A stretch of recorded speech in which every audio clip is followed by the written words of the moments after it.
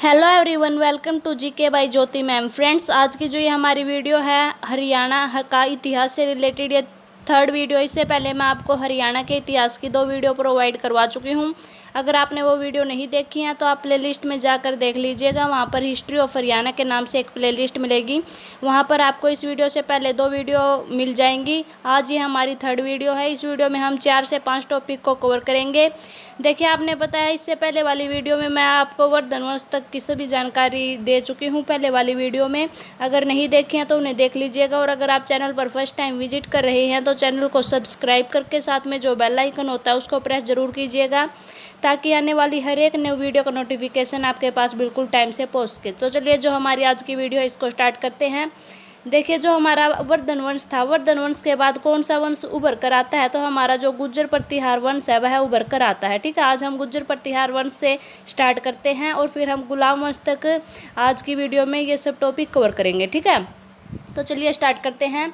आपको ध्यान रख लेना है, राजा मिहिर भोज के बारे में पेहवा अभिलेख हमें क्या देता है? जानकारी देता है। और पेहवा को हरियाणा का गया बोला जाता है। मोस्ट इंपॉर्टेंट क्वेश्चन है ये, हरियाणा का गया किसे बोला जाता है? तो जो हमारा पेहवा है इसे हरियाणा का गया बोला जाता है। और जो हमारा पेहवा अभिलेख है इससे हमें राजा मिहिर भोज के बारे में जानकारी मिली है। राजा मिहिर भोज के समय में घोड़ों का व्यापार होता था। पेहवा 9वीं शताब्दी में व्यापार का मुख्य केंद्र था। ठीक है, जो हमारा पेहवा था वह 9वीं शताब्दी में व्यापार का मुख्य केंद्र था। और पूरे हरियाणा में संगीत 9वीं शताब्दी में पहुंच गया था। देखिए, इससे पहले वाली वीडियो में मैंने आपको बताया है कि जो हमें संगीत के 7 स्वर वो कहाँ से मिले हैं? अग्रोहा से मिले हैं। ठीक है, वो मैंने आपको बताया है। लेकिन जो हमारे वो दूसरी शताब्दी के हैं। लेकिन जो हमारे 9वीं शताब्दी में क्या होता है, जो संगीत है वो पूरे हरियाणा में फैल जाता है। और वो जो मैंने आपको साक्ष्य बताए वो कौन सी शताब्दी के थे? दूसरी शताब्दी के थे। लेकिन जो संपूर्ण हरियाणा में संगीत कब फैल जाता है? 9वीं शताब्दी में फैल जाता है। ये बात आपको ध्यान रख लेनी है। देखिए, हम आगे बढ़ते हैं। फिर क्या होता है, 9वीं शताब्दी में अग्रोहा से एक ईंट मिली है, इस पर संगीत के 7 स्वर लिखे हुए हैं। ये शास्त्रीय संगीत के साक्ष्य हैं। ठीक है, अग्रोहा से मृदबांड, सूर्य देवता की मूर्ति और टकसालें मिली है। ये हमारा गुज्जर प्रतिहार वंश था, जो कि हर्षवर्धन का जो काल था उसके बाद उभर कर आया था। ठीक है, अब हमारा जो तोमर वंश है इसको हम जान लेते हैं। तोमर वंश कौन सी शताब्दी में आया था? जो हमारा तोमर वंश है यह 11वीं शताब्दी में आया था। तोमर वंश का जो संस्थापक था वो अनंगपाल तोमर था, या फिर इनका जो सेकंड नेम है वो सूरजपाल तोमर भी है। ये भी आपको ध्यान रख लेना है। देखिए, अगर आपको अनंगपाल तोमर दे या फिर सूरजपाल तोमर दे, ये दोनों कौन थे? एक ही आदमी थे। ठीक है, और इन्होंने क्या की थी? जो हमारा तोमर वंश है इसकी स्थापना की थी। ठीक है, ये इसके संस्थापक थे। सूरजमल ने अपने इष्ट देवता भगवान सूर्यदेव की स्मृति में फरीदाबाद में सूरजकुंड का निर्माण करवाया। और इस सूरजकुंड का प्राचीन नाम क्या है? मयूर झील था। ठीक है, इस बात का भी आपको ध्यान रख लेना है। जो हमारे सूरजमल हैं इन्होंने क्या किया है, अपने जो इनके इष्ट देवता थे भगवान सूर्यदेव जी, इनकी याद में फरीदाबाद में सूरजकुंड का निर्माण करवाया था। और जो ये सूरजकुंड था इसे पुराने समय में मयूर झील बोला जाता था। ठीक है, ये हमारा तोमर वंश है। तोमर वंश से बस आपने यही बातें ध्यान रखनी है कि इसके संस्थापक कौन थे? अनंगपाल तोमर या फिर सूरजपाल तोमर थे। और इन्होंने क्या किया था? फरीदाबाद में सूरजकुंड जो झील है उसका निर्माण करवाया था। बस इतना ध्यान रखना अपने तोमर वंश से रिलेटेड। ठीक है, हरियाणा के इतिहास में। अब देखिए, हमारा जो गजनी वंश है उसको देखते हैं हम। मोस्ट इम्पोर्टेंट ये वंश रहा है गजनी वंश। देखिए, महमूद गजनी का ये शासक था। इन्होंने भारत पर 17 बार आक्रमण किए हैं। आप सभी को पता होगा, अगर आपने नेशनल हिस्ट्री पढ़ी है तो आपने ज़रूर सुना होगा या ज़रूर पढ़ा होगा। जो महमूद गजनवी थे इन्होंने भारत पर 17 बार आक्रमण किया था। और जो इन्होंने जितने भी आक्रमण किए थे वो सभी सफल आक्रमण थे। 1001 से लेकर 1027 ईस्वी तक इन्होंने 17 बार भारत पर आक्रमण किए थे। ठीक है, फिर क्या होता है, देखिए हम हरियाणा की हिस्ट्री पढ़ रहे हैं, हम नेशनल हिस्ट्री नहीं पढ़ रहे हैं। तो हम सिर्फ इसको नेशनल हिस्ट्री से क्रिएट करते हुए चलेंगे, इसको लिंक करके तो हम पढ़ेंगे। जो हमारी हरियाणा की हिस्ट्री है इसको हम नेशनल हिस्ट्री से लिंक करके पढ़ेंगे। लेकिन जो हमारे एग्जाम में आने योग्य पॉइंट है उन पर हम ज़्यादा फोकस करेंगे। ठीक है, तो देखिए आपको ध्यान रख लेना है। 1009 ईस्वी में थानेसर पर आक्रमण किया है जो महमूद गजनवी है। इन्होंने 1009 ईस्वी में जो थानेसर है उस पर आक्रमण तो किया था, लेकिन वो यहाँ से बिना लड़े हुए चले गए थे। ठीक है, अब आपको ध्यान रख लेना है जो महमूद गजनवी है, इन्होंने हरियाणा पर फर्स्ट अटैक कब किया था? तो इन्होंने हरियाणा पर फर्स्ट अटैक 1014 ईस्वी में किया था। मोस्ट इंपॉर्टेंट है, ये ध्यान रख लेना। प्रीवियस ईयर में बहुत बार पूछा गया कि महमूद गजनवी ने हरियाणा पर फर्स्ट टाइम अटैक कब किया था? 1014 ईस्वी में किया था। और कहाँ पर किया था? थानेसर में किया था। ठीक है, और ये क्या क्या अपने साथ ले गया था, या इन्होंने क्या क्या किया था इस युद्ध में, इस आक्रमण में? हरियाणा थानेसर से चक्रास्वामी महाराज की ये मूर्ति अपने साथ ले गए थे। ठीक है, देखिए बहुत से जो इतिहासकार है वो बोलते हैं कि ये अपनी इस मूर्ति को अपने साथ ले गए थे, और जो मक्का मदीना की जगह है वहाँ पर इन्होंने इस मूर्ति को रखवा दिया था। ठीक है, और ताकि आते टाइम भी इसको ठोकर मारे और जाते टाइम भी ठोकर मारे। और बहुत से इतिहासकार ये कहते हैं कि जो इसका दरबार था, दरबार के बाहर इन्होंने इसकी मूर्ति लगवा दी थी चक्रास्वामी महाराज की, और जब भी ये आते जाते थे उसको क्या मारते थे? ठोकर मारते थे। इतिहासकारों का ऐसा मानना है। ठीक है, उस समय थानेसर का शासक कौन होता था? जयपाल राजा होता था। चक्रस्वामी महाराज विष्णु को कहा जाता है, और जो ये महमूद गजनवी है इन्हें क्या बोला जाता है? मूर्ति भंजक बोला जाता है। देखिए आपको ध्यान रख लेना है, जितने भी मुसलमान होते हैं वो मूर्ति पूजा के विरोधी तो होते हैं, लेकिन जो महमूद गजनवी है इन्हें किसकी संज्ञा दी गई है? मूर्ति भंजक की इनको संज्ञा दी गई है। ठीक है, 1025 में ये क्या करते हैं? गुजरात जो कि सोमनाथ में है, इस पर ये अटैक करते हैं, और ये जो पाटन में भी फर्स्ट थे, इससे इनका क्या होता है? सामना होता है। ठीक है, ये हमारी नेशनल हिस्ट्री है। लेकिन जो ये 1025 वाला जो आक्रमण था ये इनका मोस्ट इम्पोर्टेंट है, इसलिए मैंने यहाँ पर ये इंक्लूड किया और आपको बताया है। ठीक है, अब देखिए आपको ध्यान रख लेना है, जो ये महमूद गजनवी थे इनके कौन कौन से उत्तराधिकारी थे, और उन्होंने कौन कौन से अटैक किए, किसके ऊपर किए, कहाँ किए, ये हम जानते हैं। देखिए 1037 ईस्वी में क्या होता है? जो मसूद है ये कौन है? पहले से आपको ये जानना है मसूद है कौन। तो जो मसूद है ये गजनवी का पुत्र है, और यह कुमारपाल देव के साथ क्या करता है? आक्रमण करता है, इस पर अटैक करता है। ठीक है, इसमें मसूद की जीत हो जाती है, और जो कुमारपाल है उनकी क्या हो जाती है? इसमें हार हो जाती है। ठीक है, मसूद ने हांसी एवं सोनीपत पर अटैक किया। हांसी को अपनी राजधानी बनाया था मसूद ने। ठीक है, 1037 में हुआ था, और ये मसूद था कौन? गजनवी का पुत्र था। ठीक है, इतनी बातें आपने ध्यान रख लेनी है। नेक्स्ट क्या है? 1043 ईस्वी में क्या होता है? जो मामूद है, मामूद आपको ध्यान रख लेना है, जो ये मसूद था, मसूद का बेटा कौन है? मामूद। ठीक है, जो मामूद है वह फिर से कुमार देव पर आक्रमण करता है, और जो इसमें जो है मामूद हार जाता है, और जो हमारे कुमार देव जी है ये क्या हो जाते हैं? जीत जाते हैं। ठीक है, कुमारपाल की हेल्प चौहानों ने की थी। ठीक है, जो कुमारपाल जी थे इनकी हेल्प किन्होंने की थी? चौहान राजाओं ने की थी। ठीक है, फिर क्या होता है? 1081 ईस्वी में इब्राहिम किसके ऊपर अटैक करते हैं? राजा तेजपाल के ऊपर अटैक करते हैं, और जो राजा तेजपाल है क्या करते हैं? बिना लड़े ही क्या कर लेते हैं? इनकी अधीनता को स्वीकार कर लेते हैं इब्राहिम जी की। ठीक है, गजनी वंश कमजोर वंश था, चौहान वंश ने इसको क्या कर दिया था? हरा दिया था। ठीक है, ये हमारा गजनी वंश था। अब देखिए हमारा आता है चौहान वंश। मोस्ट इंपॉर्टेंट ये वंश रहता है चौहान वंश, इसको हम जान लेते हैं। देखिए जो हमारा चौहान वंश है ये, अगर आपसे पूछे कि चौहान वंश कौन सी शताब्दी में उभर कर आया था हरियाणा में, तो जो हमारा चौहान वंश है ये 12वीं शताब्दी में हरियाणा में उभर कर आया था। 1039 ईस्वी में चौहान राजा अर्णवराज या फिर अर्णवराज, देखिए ये आपको ऐसे भी लिखा हुआ मिल सकता है, आपको ऐसे भी लिखा हुआ मिल सकता है। तो इन्होंने क्या किया था? अर्णवराज चौहान ने तोमरों को हराया था। 1051 ईस्वी में विग्रहराज फोर्थ ने तोमरों को हराकर हांसी दिल्ली पर अपना शासन स्थापित कर लिया था। यह भी आपको ध्यान रख लेना है। चौहान वंश की स्थापना कब की गई थी? आपको ये नहीं पता है, देखिए ये ध्यान रखना है आपने।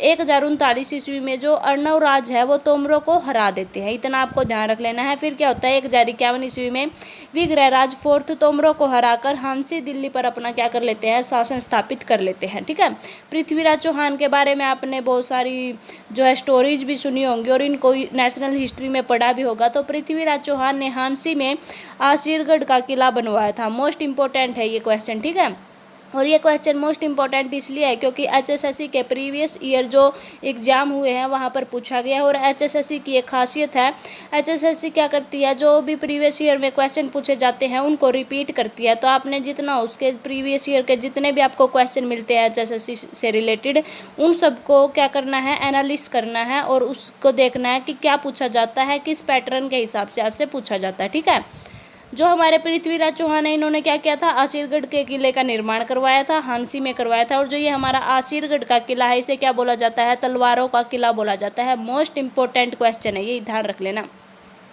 गोहाना के किले का निर्माण किन्होंने करवाया है? पृथ्वीराज चौहान ने करवाया है। ठीक है, ये भी आपको ध्यान रख लेना है। अब देखिए हम पृथ्वीराज चौहान से रिलेटेड जान लेते हैं। पृथ्वीराज चौहान, चौहान वंश का सबसे शक्तिशाली राजा पृथ्वीराज चौहान हुआ है। दिल्ली की गद्दी पर बैठने वाला अंतिम हिंदू शक्तिशाली राजा पृथ्वीराज चौहान था। इनका जन्म हुआ था 1166 ईस्वी में। इनके जो पिता थे वो थे सोमेश्वर चौहान, इनकी जो माता थी वो थी कपूर देवी। इनके जो दरबारी कवि थे वो चंद्रबरदाई थे, और जो चंद्रबरदाई हैं इनकी एक रचना थी पृथ्वीराज रासो। और जो ये पृथ्वीराज रासो है इसमें इन्होंने, चंद्रबरदाई ने क्या किया है, जो पृथ्वीराज चौहान है इनके बारे में लिखा है। ठीक है, फिर क्या होता है, मोहम्मद गोरी आता है। मोहम्मद गोरी जो कि गौर प्रांत या फिर गौर प्रांत का ये रहने वाला था और गजनी का ये शासक था। इन्होंने भारत पर आक्रमण किया। गोरी की प्रथम हार 1178 ईस्वी में पाटन गुजरात में भीमसेन से युद्ध में हो जाती है। गोरी ने 13 साल सेना सशक्तिकरण किया। फिर क्या होता है, हमारे हरियाणा के इतिहास से आप रिलेटेड आपको ध्यान रख लेना है। तराइन का फर्स्ट युद्ध होता है। जो हमारा तराइन का फर्स्ट युद्ध होता है ये कब होता है, ये 1191 ईस्वी में होता है।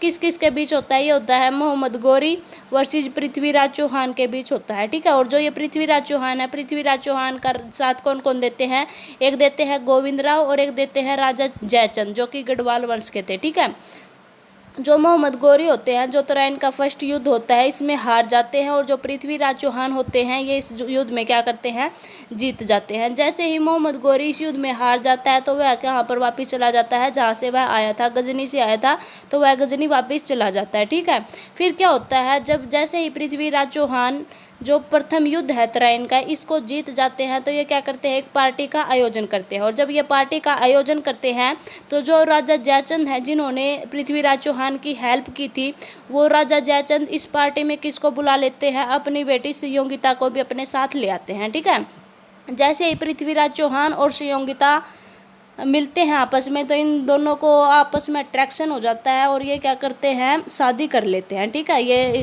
भाग जाते हैं और फिर शादी वगैरह का कोई प्लान करते हैं। ठीक है, बस आपने इतना नहीं ध्यान रखना कि शादी करते हैं नहीं करते हैं, बस आपने इतना ध्यान रख लेना है। जो संयोगिता थी ये राजा जयचंद की बेटी थी। पृथ्वीराज चौहान ने पार्टी में बुलाया था राजा जयचंद को, राजा जयचंद अपने साथ संयोगिता को ले आए थे और इन दोनों की क्या हो गई थी, अट्रैक्शन हो गया था इन दोनों को आपस में। ठीक है, इतना ध्यान रख लेना बस आप। फिर क्या होता है, देखिए जो ये मोहम्मद गोरी था ये अपनी हार स्वीकार नहीं कर सकता था। इन्होंने क्या किया, 1 साल बाद इन्होंने फिर से युद्ध किया। फिर क्या होता है, देखिए आप ध्यान से सुनना, जो तराइन का सेकंड युद्ध है ये कब होता है, ये 1192 ईस्वी में होता है। किस किस के बीच होता है, ये मोहम्मद गोरी के बीच होता है और पृथ्वीराज चौहान के बीच होता है। देखिए आपने ध्यान रख लेना है, जो मोहम्मद गोरी, जो राजा जयचंद है ये इस बार किसका साथ देते हैं, मोहम्मद गोरी का साथ देते हैं। और क्यों देते हैं, क्योंकि जो पृथ्वीराज चौहान है, जो संयोगिता इनकी राजा जयचंद की बेटी थी, इनको कहाँ पर कहीं भगा कर ले जाते हैं। तो ये राजा जयचंद मोहम्मद गोरी के पास लेटर लिखते हैं कि आप पृथ्वीराज चौहान के ऊपर अटैक कीजिए, मैं आपकी हेल्प करूंगा। और जैसा कि ये अपना वचन करते हैं तो ये वचन को निभाते भी हैं और मोहम्मद गोरी की क्या करते हैं, राजा जयचंद हेल्प करते हैं। ठीक है, जो पृथ्वीराज चौहान है इस युद्ध में, जो तराइन का सेकंड युद्ध है, इस युद्ध में हार जाता है और मोहम्मद गोरी की इस युद्ध में जीत होती है। ठीक है, और आपको ये ध्यान रख लेना, जो मोहम्मद गोरी था ये कुतुबुद्दीन का गुलाम था और ये दामाद भी था। ठीक है, ये गुलाम भी था कुतुबुद्दीन ऐबक का और दामाद भी था। और जो हमारा कुतुबुद्दीन ऐबक है ये इल्तुतमिश का गुलाम भी था और दामाद भी था। मोस्ट इंपॉर्टेंट है, ये ध्यान रख लेना। ठीक है, आपको देखिए मैं एक बार रिकॉल करवा देती हूँ। तराइन का जो फर्स्ट युद्ध है वो 1191 ईस्वी में होता है मोहम्मद गोरी के बीच में और राजा जयचंद, गोविंद राव और पृथ्वीराज चौहान के बीच में ये युद्ध होता है। पृथ्वीराज चौहान इस युद्ध को जीत जाते हैं, मोहम्मद गोरी इस युद्ध को हार जाते हैं। ठीक है, वो जो मोहम्मद गोरी हैं हार जाते हैं तो ये वापस कहाँ चले जाते हैं, गजनी चले जाते हैं। 1 साल के बाद ये वापस लौटते हैं 1192 ईस्वी में। 1192 ईस्वी में क्या होता है, जो राजा जयचंद फर्स्ट युद्ध में पृथ्वीराज चौहान का साथ दे रहे थे, सेकंड युद्ध में क्या करते हैं, मोहम्मद गोरी का साथ देते हैं। और जैसे ही मोहम्मद गोरी का साथ देते हैं तो मोहम्मद गोरी की सेकंड युद्ध में जीत हो जाती है और जो पृथ्वीराज चौहान है इनकी क्या हो जाती है, हार हो जाती है। ठीक है, इतना बस आपने ध्यान रख लेना है। अब देखिए हम आगे बढ़ते हैं। देखिए हम 1192 तक पहुंच चुके हैं। हमने तराइन का युद्ध कर लिया है। अब हम देखिए हांसी का युद्ध होता है 1193 ईस्वी में। किस किस के बीच होता है?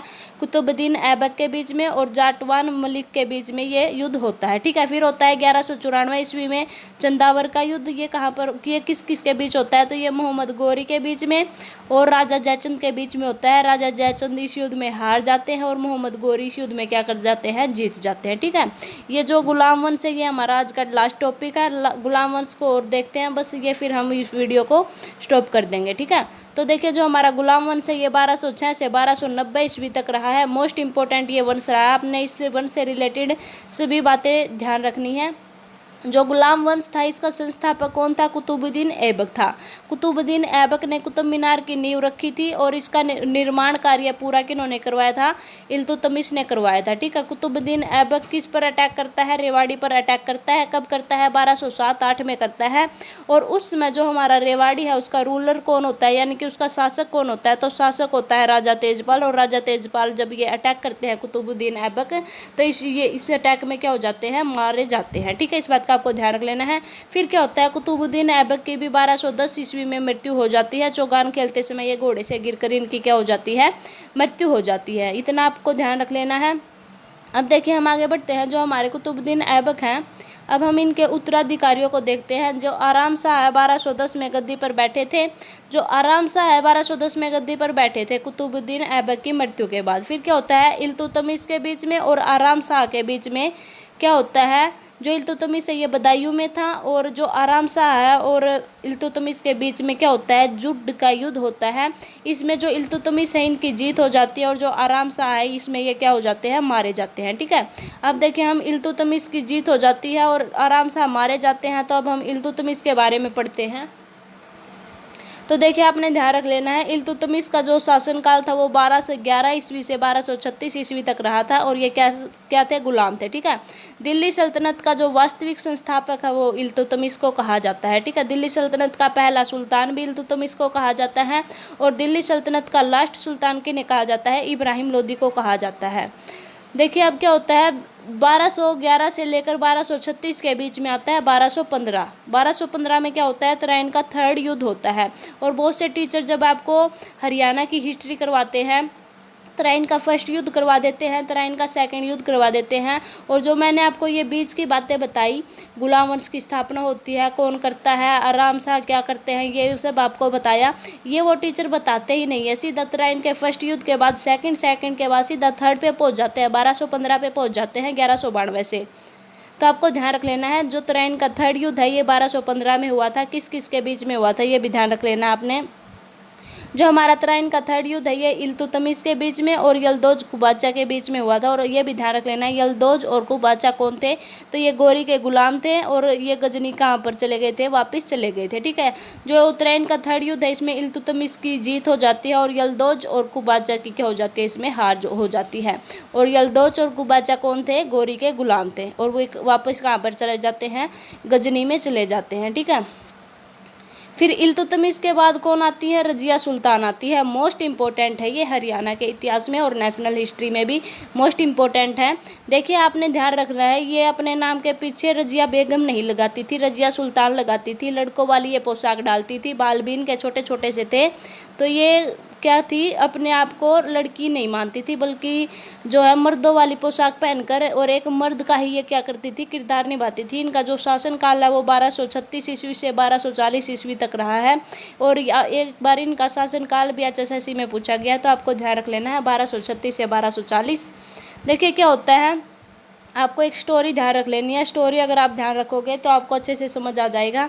देखिए एक बार मैं आपको इस स्टोरी के माध्यम से समझा दूंगी और नीचे मैंने फिर नोट कर रखा है वो भी मैं आपको बता दूंगी। देखिए ये रजिया सुल्तान है। रजिया सुल्तान किससे लव करती है? याकूत से लव करती है। और जो अल्तुनिया है वो रजिया सुल्तान से प्यार करता है, ठीक है। तो ये क्या हो गया? जो हो गया प्यार हो गया वो ट्रायंगल का हो गया। रजिया सुल्तान करती है आकूत से और जो अल्तुनिया है वो करता है रजिया सुल्तान से। यहाँ तक मैं समझती हूँ कि आपको समझ आ गया होगा। रजिया सुल्तान याकूत से, अल्तुनिया रजिया सुल्तान से, ठीक है।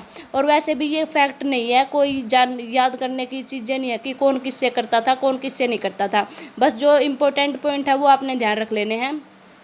जो याकूत होता है, याकूत को जैसे ही पता चलता है कि अल्तुनिया रजिया सुल्तान से लव करता है तो याकूत अल्तुनिया को क्या कर देता है, मार देता है। ठीक है, जो अल्तुनिया है फिर किसको बुलाता है, जो अल्तुनिया है मारने से पहले किसको बुलाता है, जो बहराम शाह है जो कि रजिया सुल्तान का ब्रदर है, इसके पास एक लेटर भेजता है बहराम शाह के पास कि आप आइए और मैं आपकी बहन यहाँ पर है, ये ऐसे ऐसे करके कुछ मैसेज करता है इनके पास, और ये क्या करते हैं, बहराम शाह वहाँ पर आते हैं। ठीक है, तो जो ये अल्तुनिया था ये कहाँ का सूबेदार था, ये बठिंडा का सूबेदार था, और जो याकूत था, याकूत को रजिया सुल्तान ने अमीर ए आखुर यानी कि अस्तबल का सेनापति की क्या दी थी, उपाधि दी थी। ठीक है, जो रजिया सुल्तान है, रजिया सुल्तान को बठिंडा में, रजिया सुल्तान जो है कहाँ पर गई हुई थी, बठिंडा पर गई हुई थी, बठिंडा में गई हुई थी। तो ये क्या है, अल्तुनिया इसको क्या कर लेते हैं, किडनैप कर लेते हैं, और जब ये शादी वगैरह करके जब ये वापस आते हैं तो 1240 ईस्वी में जो बहराम शाह है दल चालीसा के समूह को भेजकर रजिया सुल्तान की क्या करवा देते हैं, हत्या करवा देते हैं। और जहाँ पर हत्या करवाते हैं वो कौन सा स्थान होता है, कैथल का स्थान होता है। ठीक है, कैथल में इनकी क्या करवा देते हैं, हत्या करवा देते हैं। ये आपने ध्यान रख लेना है। ठीक है, बस आपने ये ध्यान रख लेना है, रजिया सुल्तान ने याकूत को अमीर ए आखुर की उपाधि दी थी जिसका अर्थ होता है अस्तबल का सेनापति, और जो अल्तुनिया था, अल्तुनिया को बठिंडा का सूबेदार इन्होंने बना रखा था। रजिया सुल्तान का जो ब्रदर था वो बहराम शाह था। बहराम शाह 1240 ईस्वी में दल चालीसा को कैथल नामक जगह पर भेजकर रजिया सुल्तान की मृत्यु करवा देते हैं। ठीक है, इतना आपने ध्यान रख लेना है। बस देखिए, ये आपको ध्यान रख लेना, रजिया सुल्तान इल्तुतमिश की बेटी थी, दिल्ली की गद्दी पर बैठने वाली फर्स्ट एवं लास्ट ये महिला थी, और 1240 ईस्वी में हरियाणा के कैथल में डाकुओं द्वारा क्या कर दी जाती है, इनकी हत्या कर दी जाती है। ये डाकू नहीं होते हैं, जो कि इनका ब्रदर है, इन्होंने एक दल चालीसा नाम की एक समूह भेजा था, उसके द्वारा इनकी क्या करवा दी जाती है, हत्या करवा दी जाती है। और जो रजिया सुल्तान है इनका मकबरा कहाँ पर है, कैथल में है। ये HSSC में बहुत बार रिपीट हुआ क्वेश्चन है, ये आपको ध्यान रख लेना है। ठीक है, फिर हम नसीरुद्दीन के बारे में पढ़ते हैं। नसीरुद्दीन महमूद का जो शासनकाल है वो 1246 से 1266 तक रहता है। नसीरुद्दीन जो है बलबन को मेवात में भेजता है, और 1248 में ये क्या करता है, बलबन मेवातियों पर क्या कर देता है, अटैक कर देता है। 1257 में बलबन का काफिला हासी से जा रहा था, मेवातियों ने क्या कर दिया था, इस पर अटैक कर दिया था। 1260 में बलबन ने मेवात पर अटैक कर दिया और मेवातियों का क्या कर दिया, दमन कर दिया। 1263 में सभी जंगल कटवा दिए बलबन ने। ठीक है, जो कि मेवात के सभी जंगल थे उनको क्या कर दिया, बलबन ने कटवा दिया। कब, 1263 में। और फिर 1265 तक मेवातियों का पूर्णतः दमन कर दिया, और मेवातियों को दमन करने के लिए इन्होंने कौन सी नीति अपनाई थी, बर्ड एंड आयरन की इन्होंने क्या अपनाई थी, पॉलिसी अपनाई थी। और HSSC में ये पूछी जाती है कि बलबन ने रक्त एवं लोह की नीति किसका दमन करने के लिए अपनाई थी, तो जो मेवाती थे उनका दमन करने के लिए ये नीति अपनाई थी। ठीक है, रक्त एवं लोह की रीति क्या थी, ये ऐसी होती थी, या तो भाई आप प्यार से मान जाओ, अगर आप प्यार से नहीं मान रहे हो तो हम क्या कर देंगे, आपको जान से मार देंगे। ये हमारी रक्त एवं लोह की नीति होती थी। ठीक है, बर्ड एंड आयरन पॉलिसी इसे बोला जाता है, आपको ये ध्यान रख लेना है। फिर गुरुग्राम में स्थित गोपालगिरी के किले का निर्माण बलबन ने करवाया था, और जो बलबन है, बलबन का जो शासनकाल है वो 1266 से 1286 ईस्वी तक रहता है। ठीक है, तो ये हमारी आज की वीडियो थी। इस वीडियो में हमने 5 टॉपिक कवर किए हैं। तो मैं उम्मीद करती हूँ आपको जो वीडियो है पसंद आई होगी। अगर वीडियो पसंद आई हो तो वीडियो को लाइक कर देना, अपने फ्रेंड सर्कल में वीडियो को शेयर ज़रूर कर देना। थैंक यू, धन्यवाद।